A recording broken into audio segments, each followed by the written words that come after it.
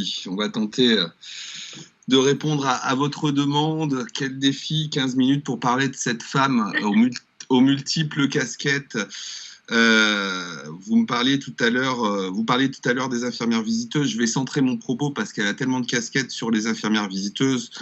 Les infirmières visiteuses qu'on pourrait qualifier aujourd'hui à la frontière de l'infirmière contemporaine et des conseillères en économie sociale et familiale, métier qui existe aujourd'hui partout en France, puisque ça a été rappelé, effectivement, ces femmes avaient pour objectif d'aller auditer l'ensemble de la lecture de vie d'un citoyen avant d'être un patient ou un futur patient, pour mieux demain, pour mieux prévenir, mais aussi pour mieux soigner.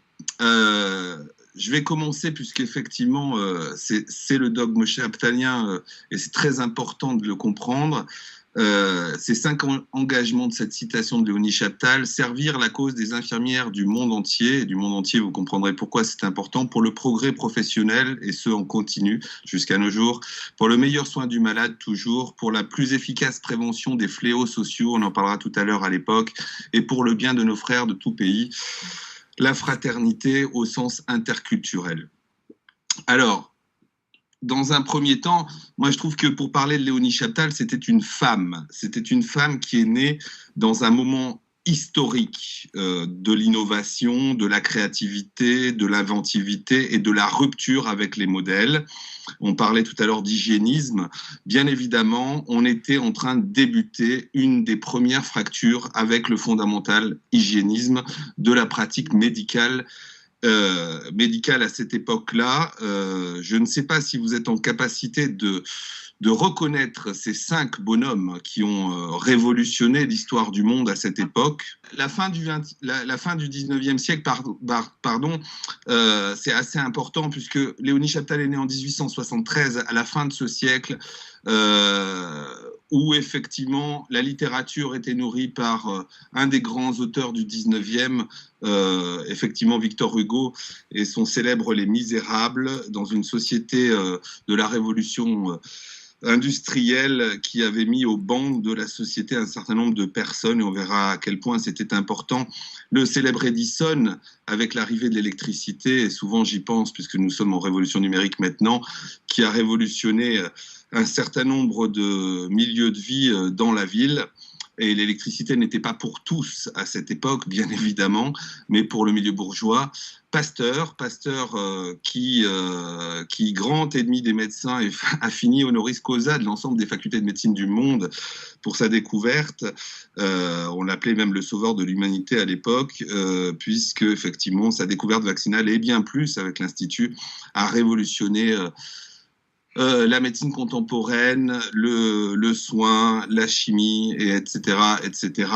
Époque aussi à laquelle, dans ces 20 premières années, Léonie Chaptal a assisté à l'arrivée de l'ensemble des médias, des médias créés par les Frères Lumière. C'est la grande époque des Frères Lumière qui ont ouvert la lecture de l'anthropologie mondiale. Je rappelle que les Frères Lumière, à cette époque-là, effectivement, envoyaient des caméramans pour les premiers tournages vidéo-photographiques à travers le monde, pour livrer à la place de Paris les images du monde. Et c'était très, très nouveau et très impactant pour les gens, et principalement les gens de la bourgeoisie, de découvrir le monde, puisqu'ils le découvraient avant tout dans des iconographies. Et puis le dernier, et on comprendra que c'était juste l'année si symbolique, était l'année juste avant l'inscription de Léonie Chaptal à l'école d'infirmière, pour commencer ses études.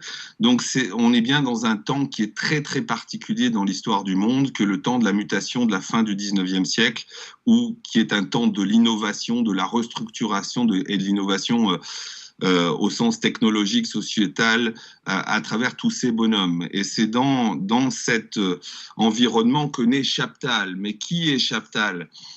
Léonie Chaptal est issue d'une des grandes familles de France, puisqu'elle est l'arrière-petite-fille d'un des plus grands stratèges français et politiques français, qui est Jean-Antoine Chaptal, qui fut effectivement ministre de Napoléon, mais qui avait un grand nombre de facettes. Il était scientifique, chimiste, médecin, homme politique.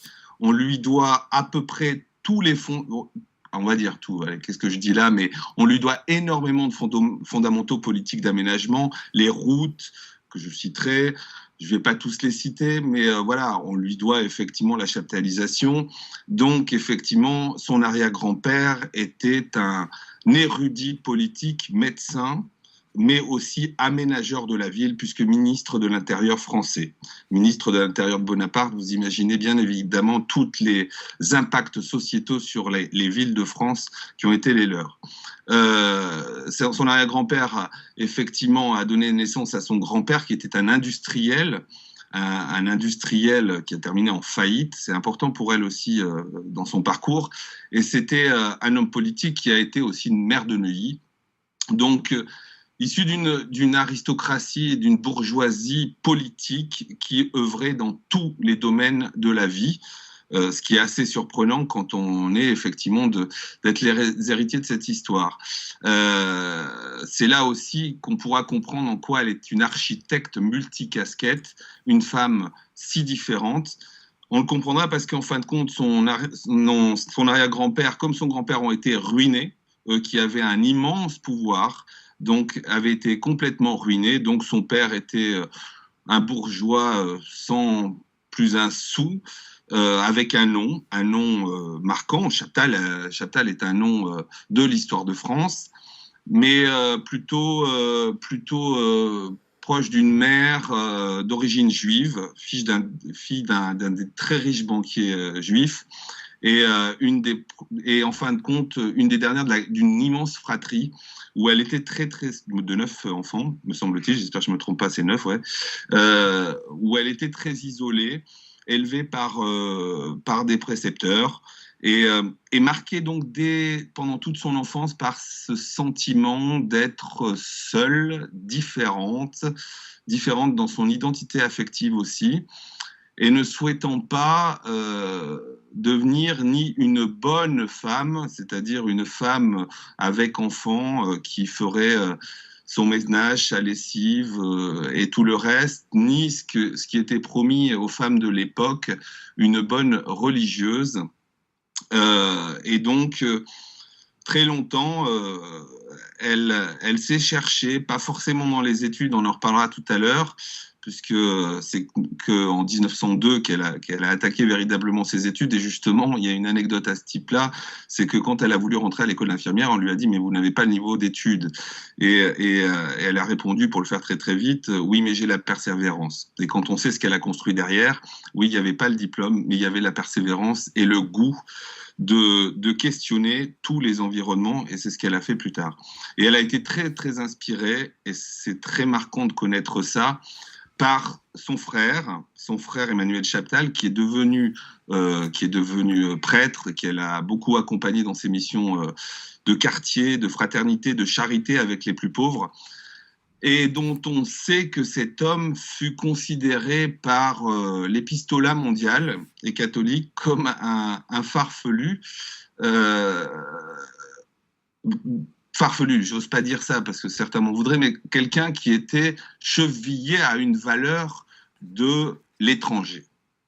Voilà, donc effectivement, il était à l'écoute, à l'accueil de toute personne venue du bout du monde. Lui, le fils d'une femme juive, déracinée en partie, avait voué sa vie en tant qu'évêque, effectivement évêque auxiliaire de Paris, à l'étranger arrivant à Paris, et dans toutes ses dimensions. Et ça va marquer aussi Léonie Chaptal dans son goût et son engagement pour deux mots: œuvrer pour la lutte contre toute forme de discrimination. On le voit dans le texte que je vous ai lu. D'où que tu viennes, quelle que soit ta nationalité, je dois prendre soin de toi. Et ça, c'est très important de comprendre bien cet environnement dans lequel elle a grandi, le pouvoir, la ruine, donc le fait d'être en résilience, et les œuvres à toute personne. Parce qu'elle se reconnaissait sans doute dans cette différence, se sentant elle-même différente. Et donc, en fin de compte, je vous l'ai dit, elle rentre à l'école d'infirmière. Je vais bien évidemment pas vous raconter toute la partie date à date de chronologie de Chaptal. C'est pas l'objectif d'aujourd'hui. Mais là, d'un point de vue construction sociale de cette femme, elle qui se sentait si différente, elle décide de rentrer à l'école d'infirmière, effectivement en 1902, et il y a cette anecdote-là, effectivement, elle rentre à l'école d'infirmière, et elle porte tout ce bagage politique, ce bagage historique, ce bagage ethnique de sa mère, et dans son œuvre, elle va vite comprendre qu'elle est attirée par l'œuvre charitable de son frère, qu'elle rejoindra quelques années plus tard, je vous passe les détails, pour aller accompagner dans le quartier les plus précaires. Et là, elle commence à les voir vivre. Et vivre, ça veut dire quoi? Vivre, ça ne veut pas dire exclusivement le prendre soin d'une maladie. Ça veut dire prendre soin de toutes les dimensions qui font la qualité de vie d'un individu. L'alimentation, l'habitat, les relations familiales, l'enfance et la petite enfance qui lui a été si important pour elle. Et elle va prendre deux casquettes. Elle va se construire à travers deux casquettes. La casquette de l'assistance publique et sociale. Je viens en assistance sociale à ces gens-là, dans toutes les dimensions. Et de l'autre côté, dans le prise en soin, qu'elle considérera comme prendre soin, c'est prévenir, prendre soin, c'est prévenir pour guérir, puisqu'effectivement, elle est une soignante. Et c'est de là qu'effectivement, sa conception des infirmières visiteuses, je le disais tout à l'heure, qui était à l'époque, on va dire clairement, si on voudrait le résumer aujourd'hui, une femme qui était missionnée pour, être à l'écoute de la vie de la personne dans toutes ses dimensions, familiale, habitat, professionnelle, complexité, salubrité, etc., etc., pour mieux servir la prévention. Merci de ce clin d'œil au geste barrière, oui, air intérieur, on ne va pas citer tout ce que constitue le cadre de vie, mais en tout cas, c'était d'abord cet objectif-là, et je vais vous dire un mot là-dessus, justement comment elle s'en servait de support de formation plus tard, y compris dans son école infirmière.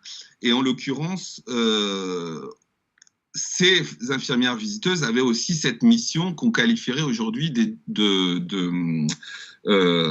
d'économie sociale et familiale, les conseillères. Alors je crois que ça a peut-être changé encore de nom récemment, mais bon, les conseillères en économie sociale et familiale, c'est-à-dire effectivement cette mission d'aller apprendre à éduquer, on aurait dit à l'époque, ces populations à prendre soin d'eux-mêmes à travers toutes les dimensions. La dimension alimentaire, la dimension du logement, la dimension sociale, familiale, éducative, etc., etc.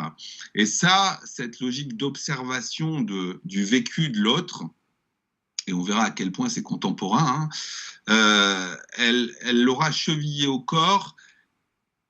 Et je prends un exemple, elle qui vivra la guerre 14-18, elle sera comme toutes ces femmes qui ont agi à la fin de la guerre 14-18 pour accueillir, soigner, accompagner ces gueules cassées qui revenaient d'Allemagne par milliers, elle en exigeait d'en noter les histoires comme des supports de prendre soin. Et effectivement, elle a participé, et le fonds documentaire le dit, à l'écriture de toutes ces histoires de résilience de ces hommes qui étaient partis, beaux, grands, jeunes, etc., qui avaient vécu la guerre en Allemagne et qui étaient revenus d'Allemagne avec des vies brisées, des familles brisées, des gueules cassées, etc. Et pour elle, c'était toujours et en tout lieu l'objectif de considérer son métier comme un laboratoire de travail social.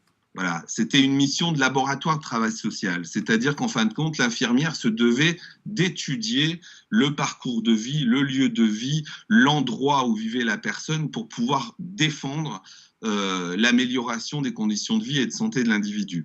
Donc ça, c'est le premier axe. Et effectivement, de là était la qualité du soin dans toutes ses dimensions. Soigner quelqu'un, ce n'est pas se limiter à soigner une pathologie du corps, c'est aussi soigner la pathologie ou soigner l'âme, comme elle le disait elle, mais soigner la santé psychologique ou soigner aussi son environnement de vie.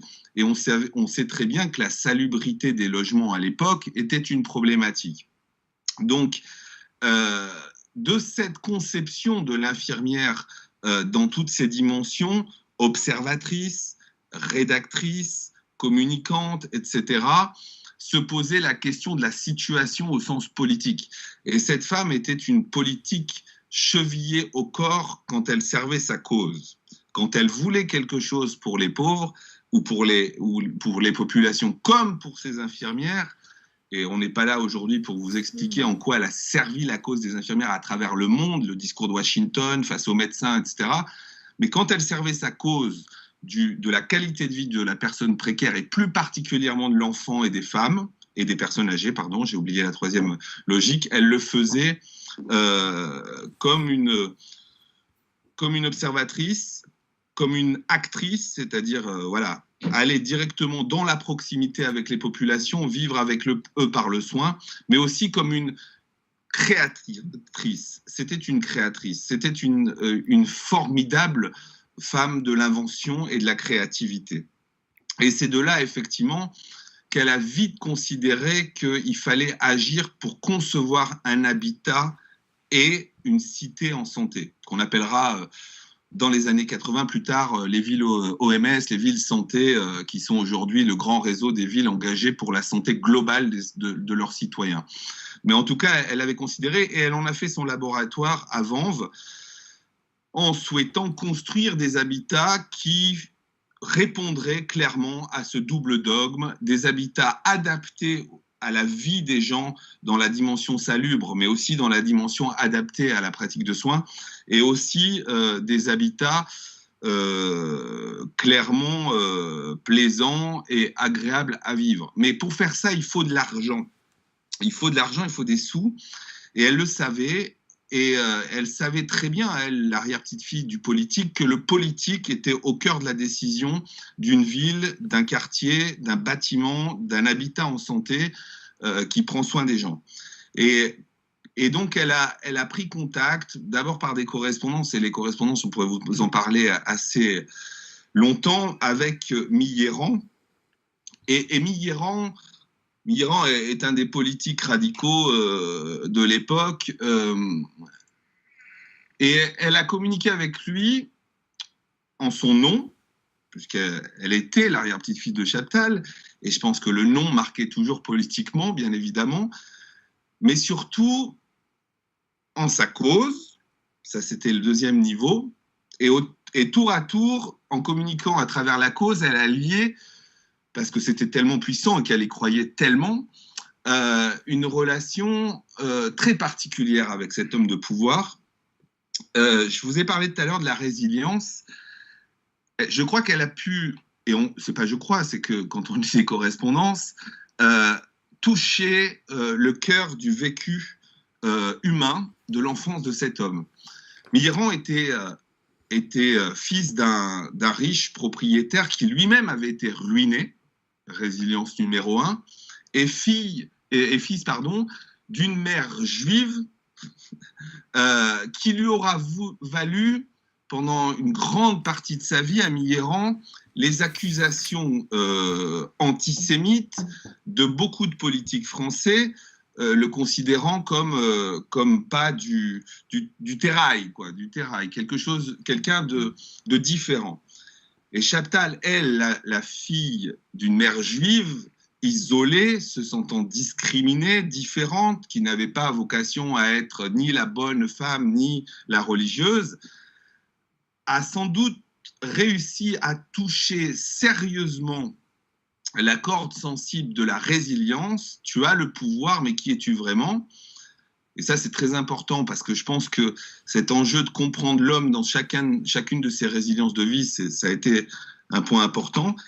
Et une des phrases que j'ai pu lire dans une des lettres manuscrites que je trouve assez hallucinante, c'est « Les sommes que vous exigez sont dues à l'importance de vos œuvres, mademoiselle Chaptal. Et souvent, quand elle demandait de l'argent, elle avait une telle compréhension du vécu social et politique des gens dans l'ensemble des dimensions, de par son parcours, mais aussi cette forme d'acceptation que le pouvoir est fragile, qu'elle obtenait l'argent qu'elle voulait. Je me rappelle avoir vu le bon comptable de 20 000, alors je ne sais plus si c'est 20 000 francs ou 200 000 francs, mais ce n'est pas l'important, avec ce célèbre manuscrit, les sommes que vous exigez sont dues à l'importance de vos œuvres.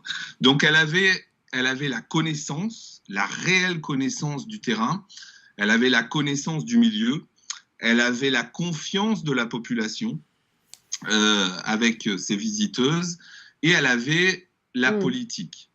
Et de là, je ne sais pas combien il reste de temps. Depuis 5 minutes, je pense que c'est... voilà, mais c'est pas très grave. Oui. Je dépasse depuis 5 minutes, alors je vais me dépêcher pour finir.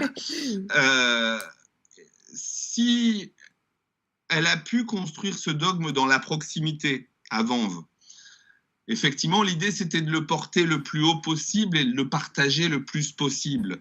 L'infirmière est une infirmière qui prévient, l'infirmière est une infirmière qui soigne au cœur de son environnement en comprenant le vécu des hommes et des femmes.